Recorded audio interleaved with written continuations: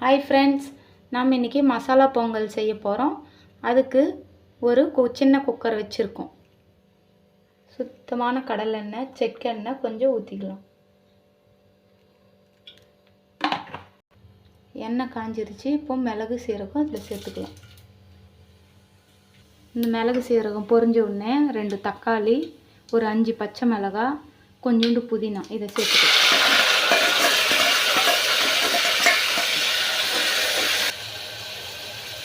ஒரு 3/4 table spoon அளவு இஞ்சி பூண்டு பேஸ்ட் சேர்த்துக்கலாம்.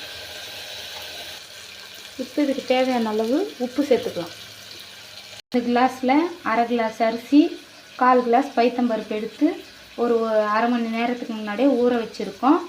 இப்போது இதுக்கு தேவையான அளவுக்கு நம்ம தண்ணி ஊற்றிக்கலாம். பாருங்கள் ஃப்ரெண்ட்ஸ், நம்ம இப்போ தண்ணி சேர்த்தாச்சு. இந்த தண்ணி கொதிக்கிட்டோன்னு நம்ம அரிசியை சேர்த்துடலாம். பாருங்கள் ஃப்ரெண்ட்ஸ், தண்ணி இந்த அளவுக்கு கொதித்து வந்தோடனே நம்ம அரிசியும் பைத்தம்பருப்பும் இதில் சேர்த்துடலாம்.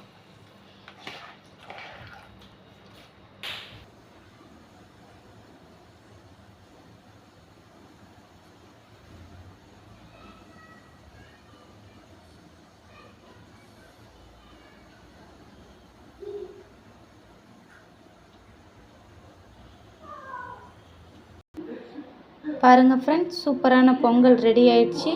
மசாலா பொங்கல் நீங்களும் ட்ரை பண்ணி பாருங்கள். ட்ரை பண்ணி பார்த்துட்டு கமெண்ட்டில் எப்படி இருக்குன்னு சொல்லுங்கள். லைக் பண்ணுங்கள், ஷேர் பண்ணுங்கள்.